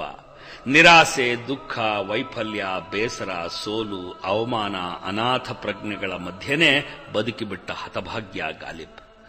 ದಿಲೆ ನಾದಾನ್ ತುಛೆ ಹುವಾ ಕ್ಯಾ ಹೇ, ಆಖರ್ ಇಸ್ ದರ್ದ್ ಕಿ ದವಾ ಕ್ಯಾ ಹೇ ಹಾಗಂತ ತನ್ನ ನೊಂದ ಮನಸ್ಸನ್ನ ತಾನೇ ಸಮಾಧಾನ ಪಡಿಸಿಕೊಂಡವನು. ಅವಳಿಗೆ ಪ್ರೀತಿಸೋದು ಅಂದ್ರೇನೆ ಏನು ಅಂತ ಗೊತ್ತಿಲ್ಲ, ಅಂಥವಳನ್ನ ಪ್ರೀತಿಸಿ ಯಾಕೆ ಸುಮ್ಮನೆ ನೊಂದ್ಕೋತೀಯ ಅಂತ ಮನಸ್ಸಿಗೆ ಬುದ್ಧಿ ಹೇಳಿದವನು ಆತ. ಆದರೆ ಅಂಥ ಕವಿ, ದಾರ್ಶನಿಕ ಗಾಲಿಬ್, ಆತನಿಗೂ ಒಂದು ಸತ್ಯ ಗೊತ್ತಿತ್ತು. ಮನಸ್ಸು ಯಾವತ್ತಿಗೂ ಬುದ್ಧಿಯ ಮಾತು ಕೇಳೋದಿಲ್ಲ. ನಾವು ಭಾವುಕರು ಮನಸ್ಸಿನ ಕೈಗೆ ಬುದ್ಧಿ ಕೊಟ್ಟು ಕೂತು ಬಿಡ್ತೀವಿ. ಹಾಗೆ ಮನಸ್ಸಿನ ಕೈಗೆ ಬುದ್ಧಿ ಒಪ್ಪಿಸಿ ನನ್ನದೇ ಜೀವಮಾನದ 16 ವರ್ಷಗಳನ್ನ ವೃಥಾ ಕಳೆದು ಬಿಟ್ಟವನು ನಾನು. ಸುಮ್ಮನೆ ಊರೂರು ಅಲಿತಾ ನೌಕರಿಯಿಂದ ನೌಕರಿಗೆ ವಲಸೆ ಹೋಗ್ತಾ ನನ್ನ ಜೀವನದ ಪ್ರೈಮ್ ಟೈಮ್ನ ವೇಸ್ಟ್ ಮಾಡಿಬಿಟ್ಟೆ. ಅದು ನನ್ನ ಜೀವನದ ಹತಾಶ ಕಾಲ. ಅಂಥ ಕಾಲದಲ್ಲೂ ನಾನು ಮಾಡಿದ ಒಂದು ಒಳ್ಳೆ ಕೆಲಸ ಅಂದ್ರೆ ತುಂಬಾ ಸಾಹಿತ್ಯ ಓದ್ಕೊಂಡೆ. ಮುಖ್ಯವಾಗಿ ಮಿರ್ಜಾ ಗಾಲಿಬ್ನ ಓದ್ಕೊಂಡೆ. ನಾನು ಪ್ರೀತಿಸಿದ ಹುಡುಗಿನ ಮೆಚ್ಚೋಕೆ ಅಂತ ಹಿಂದಿ ಕಲ್ತಿದ್ದೆ, ಉರ್ದು ಕಲ್ತಿದ್ದೆ. ಅವಳು ಬಿಟ್ಟು ಹೋದ್ಮೇಲೆ ಅದೇ ಉರ್ದುವಿನ ಆಶ್ರಯ ತಗೊಂಡು ಗಾಲಿಬ್ನ ಓದ್ತಾ ಹೋದೆ. 25 ವರ್ಷಗಳಿಂದ ಆತನ ಗಜಲ್ಗಳನ್ನು ಓದ್ತಾ ಇದ್ದೀನಿ, ಕೇಳ್ತಾ ಇದ್ದೀನಿ. ಪ್ರತಿ ಸಲ ಕೇಳಿದಾಗಲೂ ನನಗೆ ಹೊಸ ಅರ್ಥ ಗೋಚರಿಸಿದೆ. ಪ್ರತಿ ಸಲ ಓದಿದಾಗಲೂ ಹೊಸ ಭಾವ ಕಾಣಿಸಿದೆ. ಎಷ್ಟೋ ಕಡೆ ಗಾಲಿಬ್ ಬಳಸೋ ಪರ್ಷಿಯನ್ ಶಬ್ದಗಳು ಅರ್ಥವಾಗೋದಿಲ್ಲ. ಆದರೂ ಆ ಹಾಡು, ಆ ಗಜಲು ಎತ್ತಿಟ್ಕೋತೀನಿ. ಯಾವತ್ತು ಮತ್ತೆ ಅವು ಕೈಗೆ ಸಿಕ್ಕು ಯಾವ ಹೊಸ ಅರ್ಥ ಕೊಟ್ಟು ಎಂಥ ಬೆರಗು ಹುಟ್ಟಿಸ್ತವೋ ಯಾರಿಗ್ ಗೊತ್ತು. ನಿಮಗೆ ನಾನು ಸಜೆಸ್ಟ್ ಮಾಡೋದು ಅದನ್ನೇ. ಪುಸ್ತಕಗಳು, ಹಾಡುಗಳು ಎಷ್ಟು ಸಾಧ್ಯವೋ ಅಷ್ಟು ಕೊಂಡುಕೊಂಡ್ಬಿಡಿ. That is the best investment. ಇವತ್ತು ಕೊಂಡುಕೊಂಡ ಅಂಗಿ ನಾಳೆಗೆ ಬಿಗಿಯಾಗುತ್ತೆ. ಬಚ್ಚಿಟ್ರೆ ಬಿಚ್ಚಿಟ್ರೆ ಮತ್ತೆ ಹಾಕೊಳ್ಳಕ್ಕಾಗಲ್ಲ. ಆದರೆ ಪುಸ್ತಕ ಹಾಗಲ್ಲ, ಹಾಡು ಹಾಗಲ್ಲವೇ ಅಲ್ಲ. ಮತ್ಯಾವಾಗ್ಲೋ ಓದ್ತೀವಿ, ಮತ್ಯಾವಾಗ್ಲೋ ಕೇಳ್ತೀವಿ. ನಮ್ಮ ನಂತರ ಇನ್ಯಾರೋ ಓದ್ತಾರೆ, ಮತ್ಯಾರೋ ಕೇಳ್ತಾರೆ. ಒಂದು ಒಳ್ಳೆ ಲೈಬ್ರರಿ ಇಟ್ಕೊಳ್ಳದೆ ಇರೋನ್ಗಿಂತ ಈ ಜಗತ್ತಿನಲ್ಲಿ ಬಡವ ಇನ್ನೊಬ್ಬನಿಲ್ಲ. ಮನಸ್ಸು, ಮೂಡು ಎಷ್ಟೇ ಕೆಟ್ಟದಾಗಿರ್ಲಿ, ಒಂದು ಒಳ್ಳೆ ಪುಸ್ತಕ ಓದ್ತಾ ಓದ್ತಾ ಸ್ಲೋಲಿ ಸಂತೋಷ ಅನ್ನೋದು ಬೆಳಗಿನ ಜಾವದ ಮೊದಲ ಸೂರ್ಯ ಕಿರಣದ ಹಾಗೆ ಕಿಟಕಿಯೊಳಗಿಂದ ನಿಮ್ಮ ಮನೆಯೊಳಕ್ಕೆ, ಮನಸ್ಸಿನೊಳಕ್ಕೆ ಬಂದುಬಿಡುತ್ತೆ.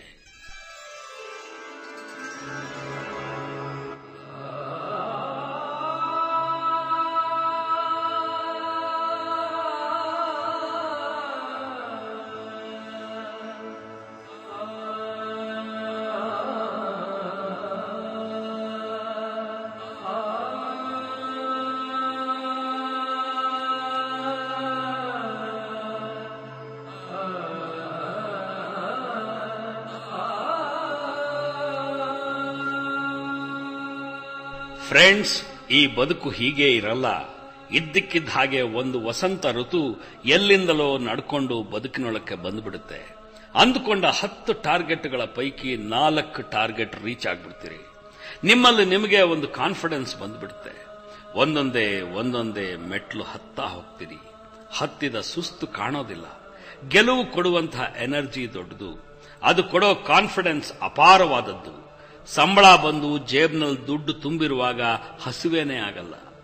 ನನ್ನನ್ನು ಯಾರೂ ಪ್ರೀತಿಸ್ತಾ ಇಲ್ಲ ಅನ್ನೋ ಹತಾಶೆ, ಪ್ರೀತಿಸಿದವರು ಸಿಗಲಿಲ್ಲ ಅನ್ನೋ ನಿರಾಸೆ, ಪ್ರೀತಿಗೆ ನಾನು ಅರ್ಹನೇ ಅಲ್ವೇನೋ ಅನ್ನೋ ಅನುಮಾನ ಎಲ್ಲ ಕಳೆದು ಹೋಗಿ ದಿವ್ಯವಾದ ವಿಶ್ವಾಸದೊಂದಿಗೆ ನೀವು ಇಷ್ಟಪಟ್ಟ ಹುಡುಗಿನ ಹತ್ತಿರಕ್ಕೆ ಕರೆದು ಕಾಫಿ ಹೌಸ್ನಲ್ಲಿ ಕೂತ್ಕೊಂಡು ಪ್ರಪೋಸ್ ಮಾಡೇ ಬಿಡ್ತೀರಿ. ನನ್ನನ್ನು ಯಾಕೆ ಪ್ರೀತಿಸ್ತೀಯಾ ಅಂತ ಕೇಳ್ತಾಳೆ. ಅವಳಿಗೆ ಏನು ಉತ್ತರ ಕೊಡೋದು? ಯಾಕೆ ಪ್ರೀತಿಸಲ್ಲ ಅಂತ ಕೇಳಿದ್ರೆ 10 ಕಾರಣ ಕೊಡಬಹುದು. ಆದರೆ ಯಾಕೆ ಪ್ರೀತಿಸ್ತೀಯಾ ಅಂತ ಕೇಳಿದ್ರೆ ಅದಕ್ಕೆ ಉತ್ತರ ಎಲ್ಲಿದೆ? ನಮ್ಮ ಗೆಳೆಯ ಗೆಳತಿಯರ ಮಧ್ಯದಿಂದ, ಕೂತಿರೋ ಕ್ಲಾಸ್ ರೂಮ್ನಿಂದ, ಕೆಲಸ ಮಾಡೋ ಆಫೀಸ್ನಿಂದ, ನಿತ್ಯ ಓಡಾಡೋ ಬಸ್ನಿಂದ, ಎದುರು ಮನೆ ಕಿಟಕಿಯಿಂದ, ಎಲ್ಲೋ ದಾರಿ ತಪ್ಪಿ ನಮ್ಮ ಮೊಬೈಲಿಗೆ ಬಂದು ಬೀಳೋ ಯಾರ್ದೋ SMS ನಿಂದ ಈ ಪ್ರೀತಿ ಅನ್ನೋ ಮಾಯೆ ಉದ್ಭವವಾಗ್ಬಿಡುತ್ತೆ. ನಿನ್ನೆ ತನಕ ಪರಿಚಯವೇ ಇರದಿದ್ದ ಹುಡುಗ ಇವತ್ತು ಸತ್ತು ಹೋಗೋಷ್ಟು ಇಷ್ಟವಾಗ್ತಾನೆ. ಇಂಥ ಪ್ರೀತಿ ಎಲ್ಲಿ, ಯಾವ ಕ್ಷಣದಲ್ಲಿ, ಬದುಕಿನ ಯಾವ ತಿರುವಿನಲ್ಲಿ ಯಾವಾಗ ಹುಟ್ಕೊಳ್ಳುತ್ತೋ ಹೇಳೋದು ಹೇಗೆ? ಆದರೆ ಹುಟ್ಕೊಳ್ಳೋ ಪ್ರೀತಿ ಎಂಥವರನ್ನು ತುಂಬಾ ಕ್ರಿಯೇಟಿವ್ ಆಗಿ ಮಾಡಿಬಿಡುತ್ತೆ.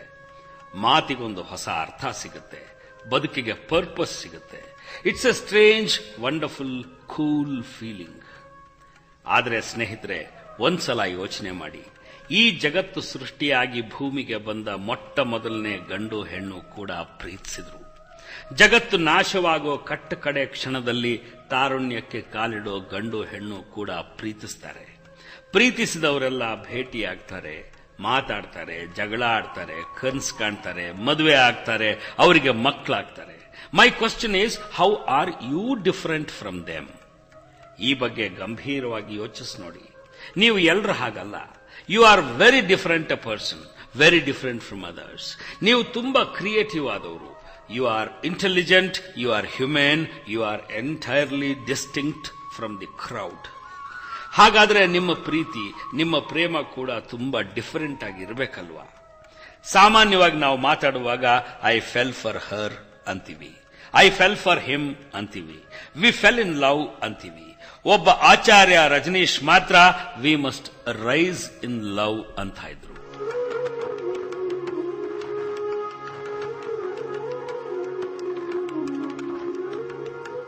ನೀವು ನಿಮ್ಮ ಪ್ರೇಮವನ್ನ, ಪ್ರೀತಿಯನ್ನ, ಅಫೇರ್ನ, ಸಂಬಂಧವನ್ನ ಅಂಥದ್ದೊಂದು ಡಿಫರೆಂಟ್ ಆದ ಪ್ಲೇನ್ನಲ್ಲಿ ಇರಿಸಿ ನಡ್ಕೊಂಡು ಹೋಗ್ಬೇಕಲ್ವಾ? You should not be one in the crowd. ಎಲ್ಲರ ಹಾಗೆ ಪ್ರೀತಿಸೋದು, ತಂದೆ ತಾಯಿನ ವಿರೋಧಿಸ್ತೀವಿ ಅಂದ್ಕೊಳ್ಳೋದು, ಇಡೀ ಸಮಾಜವನ್ನ ಎದುರು ಹಾಕೊಂಡು ಈ ಪ್ರೇಮದಲ್ಲಿ ಸಫಲರಾಗ್ತೀವಿ ಅಂದ್ಕೊಳ್ಳೋದು, ಯಥಾ ಪ್ರಕಾರ ಮದುವೆ ಆಗಿ ಮಕ್ಕಳಾಗಿ, ನೋ. ಪ್ರೀತಿ ಅನ್ನೋದು ಇಂಥ ಭ್ರಮಾಲೋಕವಲ್ಲ. ನಾನು ಎಲ್ರಿಗಿಂತ ವಿಭಿನ್ನವಾಗಿ ಪ್ರೀತಿ ಅನ್ನೋ ಅನುಭವಕ್ಕೆ ರಿಲೇಟ್ ಆಗ್ತೀನಿ ಅಂತ ನೀವು ಅನ್ನೋದಾದ್ರೆ ಕೆಲವು ಬೇಸಿಕ್ ರೂಲ್ಸ್ನ ಫಾಲೋ ಮಾಡಬೇಕಾಗುತ್ತೆ. ಪ್ರೀತಿ ಅನ್ನೋ ಮಾಯೆ ಕ್ರಿಯೇಟ್ ಮಾಡೋ ಮೊದಲನೇ ಶತ್ರುವೇ ಪೊಸೆಸಿವ್ನೆಸ್. ಪ್ರೀತಿಸಿದ ಮೇಲೆ ಪೊಸೆಸಿವ್ ಆಗೇ ಆಗ್ತೀವಲ್ವಾ ಅಂತ ನಿಮಗೆ ನೀವೇ ಸುಳ್ಳು ಸಮಾಧಾನ ಹೇಳ್ಕೋಬಾರದು. Don't be possessive. ನಿನ್ನನ್ನ ತುಂಬಾ ಪ್ರೀತಿಸ್ತೀನಿ ಅನ್ನೋದರ ಇನ್ನೊಂದು ಅರ್ಥ ನಿನ್ನನ್ನ ತುಂಬಾ ನಂಬ್ತೀನಿ ಅಂತ. ನಿಮ್ಮ ಪ್ರೀತಿ ಅಂಥದ್ದೊಂದು ಗಾಢವಾದ ನಂಬಿಕೆಯ ಮೇಲೆ ಆಧಾರಪಟ್ಟಿರಬೇಕು. ನೀವು ಪ್ರೀತಿಸೋ ವ್ಯಕ್ತಿನ ನಿಮ್ಮ ಹುಚ್ಚು ಪ್ರೀತಿ ಉಸಿರುಗಟ್ಟಿಸೋ ಹಾಗೆ ಮಾಡಬಾರದು. Give him lot of space, allow her to enjoy her own space. ಒಬ್ಬರನ್ನೊಬ್ಬರು ಕಚ್ಕೊಂಡೇ ಜೀವನ ಪರ್ಯಂತ ಇರೋಕ್ಕಾಗೋದಿಲ್ಲ. ಇಬ್ಬರಿಗೂ ಪರಸ್ಪರರ ಮೇಲೆ ವಿಶ್ವಾಸ ಇದ್ರೆ ಅಂಥದ್ದೊಂದು ಪೊಸೆಸಿವ್ ಆಟಿಟ್ಯೂಡ್ ಬೆಳೆಯೋದಿಲ್ಲ. Please don't be possessive.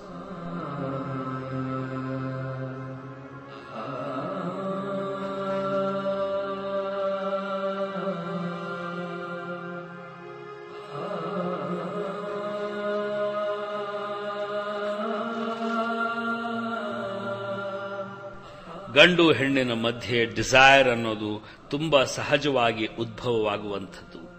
ಅದನ್ನು ಸಪ್ರೆಸ್ ಮಾಡಬೇಡಿ, ಮಾಡೋಕ್ ಸಾಧ್ಯವಾಗೋದೂ ಇಲ್ಲ.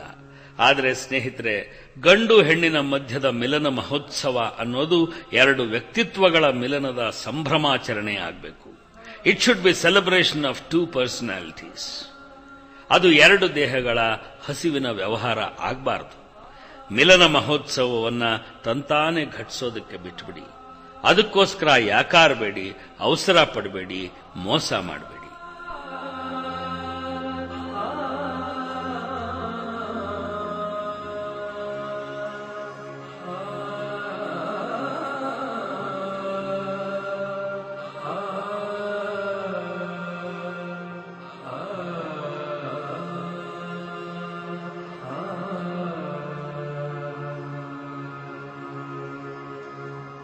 ನೀವು ಪ್ರೀತಿಸಿದ ಮಾತ್ರಕ್ಕೆ ಅದಕ್ಕೆ ಎಲ್ಲರಿಂದಲೂ ಅಕ್ಸೆಪ್ಟೆನ್ಸ್ ಸಿಗಬೇಕು, ಎಲ್ಲರೂ ಒಪ್ಕೊಂಡೇ ಬಿಡಬೇಕು ಅಂತ ಭಾವಿಸಬೇಡಿ. ನಮ್ಮ ಹಿರಿಯರು ನಮಗಿಂತ ಮುಂಚೆ ಹುಟ್ಟಿದ್ದಾರೆ, ನಮಗಿಂತ ಮುಂಚೆ ಅವರ ಆಲೋಚನೆಗಳು ಹುಟ್ಟಿವೆ, ಅವರಿಗೆ ಅವರವೇ ಆದ ಆದರ್ಶಗಳಿವೆ, ಆಸೆಗಳಿವೆ, ಅಭಿಪ್ರಾಯಗಳಿವೆ. ಅವುಗಳನ್ನೆಲ್ಲ ಒಂದೇ ಕ್ಷಣದಲ್ಲಿ ಬದಲಾಯಿಸಿಕೊಂಡು ನೀವು ಮನೆಗೆ ಕರ್ಕೊಂಡು ಹೋದ ತಕ್ಷಣ ನಿಮ್ಮ ಗರ್ಲ್ ಫ್ರೆಂಡ್ನ ಒಪ್ಕೊಂಡು ತಲೆ ಮೇಲೆ ಅಕ್ಕಿ ಕಾಳು ಹಾಕಬೇಕು ಅಂತ ಎಕ್ಸ್ಪೆಕ್ಟ್ ಮಾಡಬೇಡಿ. There may be lot of opposition. ನಿಧಾನವಾಗಿ ನೆಮ್ಮದಿಯಾದ ಮನಸ್ಸಿನಿಂದ ತುಂಬಾ ಕೂಲ್ ಆಗಿ ಅದನ್ನೆಲ್ಲ ಫೇಸ್ ಮಾಡಿ. ಕನ್ವಿನ್ಸ್ ಮಾಡೋ ಪ್ರಯತ್ನವನ್ನ ಒಳ್ಳೆ ಮನಸ್ಸಿಟ್ಕೊಂಡು ಮಾಡಿ. ಅಲ್ಟಿಮೇಟ್ಲಿ ತಂದೆ ತಾಯಿಯ ಮನಸ್ಸಿಗೆ ವಿರುದ್ಧವಾದದ್ದನ್ನ ಮಾಡಲೇಬೇಕಾಗಿ ಬಂದಾಗ ಸ್ನೇಹಿತರೆ ಆದಷ್ಟು ಅವರನ್ನ ಕಡಿಮೆ ಹರ್ಟ್ ಮಾಡಿ.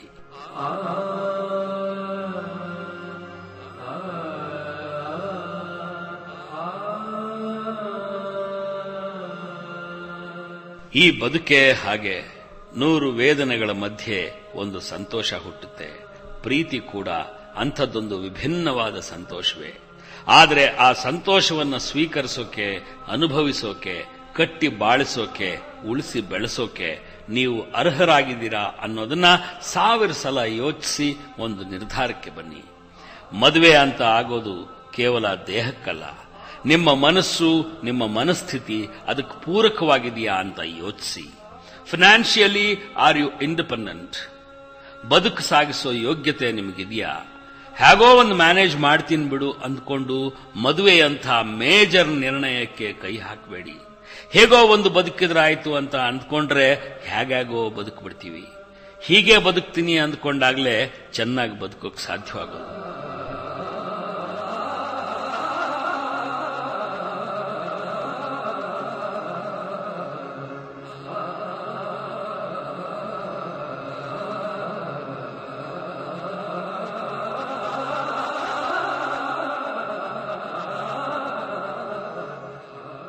ಗೆಳೆಯರೇ, ಇಷ್ಟೊತ್ತು ಪ್ರೀತಿ ಪ್ರೇಮದ ಮಾತು, ಬದುಕು ಕಟ್ಕೊಳ್ಳೋ ಮಾತು, ಸೋಲು ಗೆಲುವಿನ ಮಾತುಗಳನ್ನು ಆಡಿದ್ದಾಯ್ತು, ನೀವು ಕೇಳಿದ್ದಾಯ್ತು. ಆದರೆ ನಾವು ಗೆಲುವಿನ ಕಡೆಗೆ ಹೊರಟವರು ನಮ್ಮ ಮನೆಯ ಒಂದು ಕತ್ತಲ ಭಾಗವನ್ನ ಮರೆತು ಬಿಟ್ಟಿರ್ತೀವಿ. ಮೊನ್ನೆ ತನಕ ಅಂಗಳದ ಪ್ರಖರವಾದ ಬೆಳಕಿನಲ್ಲಿದ್ದಂಥ ನಮ್ಮ ಸೋದರಿಯರು, ನಮ್ಮ ಗೆಳತಿಯರು, ನಮ್ಮ ಮನೆಯಲ್ಲೇ ನಮ್ಮ ಜೊತೆ ಬೆಳೆದಂಥವರು ಇದ್ದಕ್ಕಿದ್ದ ಹಾಗೆ ಒಳಮನೆಯ ಕತ್ತಲಿಗೆ ಸರಿದು ಹೋಗಿರ್ತಾರೆ. ಅವರನ್ನ ವೈಧವ್ಯದ ಶಾಪ ಆವರಿಸಿಕೊಂಡಿರುತ್ತೆ. ಒಬ್ಬ ಹೆಣ್ಣುಮಗಳು ಮದುವೆಯಾದ 5 ವರ್ಷಕ್ಕೋ 10 ವರ್ಷಕ್ಕೋ 15 ವರ್ಷಕ್ಕೋ ವಿಧವೆಯಾದಾಗ ಆಕೆಯ ಮುಂದಿನ ಬದುಕೇನು ಅನ್ನುವ ಪ್ರಶ್ನೆ ಉದ್ಭವವಾಗುತ್ತೆ. ವೈಧವ್ಯವನ್ನ ಭರಿಸೋದು ಹೇಗೆ? ಆ ನೋವನ್ನ ತಾಳೋದು ಹೇಗೆ? ಮಕ್ಕಳನ್ನ ಬೆಳೆಸೋದು ಹೇಗೆ? ಇನ್ನೊಬ್ಬ ಸಂಗಾತಿಯನ್ನ ಹುಡುಕೋಬೇಕಾ? ಮೊದಲ ಸಂಗಾತಿಯನ್ನ ಮರೆಯೋದು ಹೇಗೆ?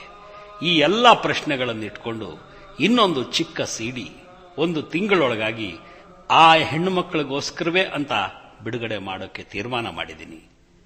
ಹಾಗೇನೆ ಫೆಬ್ರವರಿ 14ರ ಬೆಳಿಗ್ಗೆ ಪ್ರೇಮಿಗಳ ದಿನಾಚರಣೆ ಅಂತ ನಾವೇನು ಆಚರಣೆ ಮಾಡ್ತೀವಿ, ಅವತ್ತಿಗೋಸ್ಕರ ನನಗಿಂತ ಚಿಕ್ಕವರು ಒನ್ಸ್ ಅಗೈನ್ ನನ್ನ ಮಕ್ಕಳ ವಯಸ್ಸಿನವರಿಗೋಸ್ಕರ ಪ್ರೀತಿ ಪ್ರೇಮದ ಬಗ್ಗೆ ಇನ್ನೊಂದು ವಿಶೇಷವಾದಂತಹ ಒಂದು ಸಿಡಿಯನ್ನ ಬಿಡುಗಡೆ ಮಾಡ್ತೀನಿ.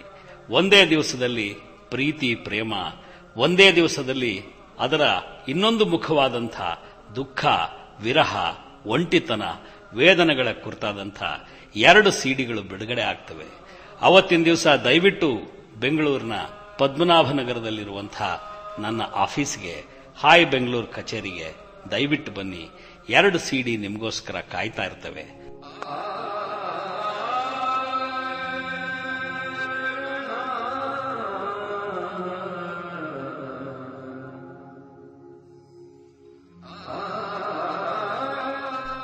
ನನಗಿಂತ ಚಿಕ್ಕವರು, ನನಗಿಂತ ಚೆನ್ನಾಗಿ ಬದುಕಬೇಕು ಅನ್ನೋ ಆಸೆ ನಂದು. ಅದಕ್ಕೋಸ್ಕರವೇ ಹೀಗೆ ಬದುಕು, ಬವಣೆ, ಓದು, ಸಂಗೀತ, ಆಸೆ, ನಿರಾಸೆ, ಪ್ರೀತಿ ಪ್ರೇಮಗಳ ಬಗ್ಗೆ ನಿಮ್ ಜೊತೆ ಮಾತಾಡ್ತಾ ಕೂತಿದ್ದೀನಿ. ಐ ನೋ, ನನಗಿಂತ ನೀವು ಚಿಕ್ಕವರಾದರೂ ನನಗಿಂತ ಬುದ್ಧಿವಂತರು, ನನಗಿಂತ ಸಾಹಸಿಗಳು, ಎಲ್ಲೋ ಒಂದೆರಡು ಅನುಭವಗಳಿಗೆ ಸಂಬಂಧಪಟ್ಟ ಹಾಗೆ ನಾನು ನಿಮಗಿಂತ ದೊಡ್ಡವನಾಗಿರಬಹುದು. ಅಷ್ಟೇ ಹೊರತು ನಾನು ಜ್ಞಾನಿಯಲ್ಲ, ತುಂಬಾ ಓದ್ಕೊಂಡವನೂ ಅಲ್ಲ. ಎಲ್ಲೂ ಕೂಡ ನಿಮಗೆ ಬೋಧನೆ ಮಾಡೋ ಪ್ರಯತ್ನ ಮಾಡಿಲ್ಲ. ಬೋಧಿಸೋ ಅರ್ಹತೆ ಈ ಬದುಕಿಗೆ ಮಾತ್ರ ಇದೆ. ಬದುಕು ಬೋಧಿಸಿದ್ದನ್ನ ನಿಮ್ಮ ಜೊತೆಗೆ ಶೇರ್ ಮಾಡ್ಕೊಂಡಿದ್ದೀನಿ. ಈ ಪ್ರಯತ್ನ ನಿಮಗಿಷ್ಟವಾದರೆ ನನಗೊಂದು ಪತ್ರ ಬರೀರಿ. Let's meet again.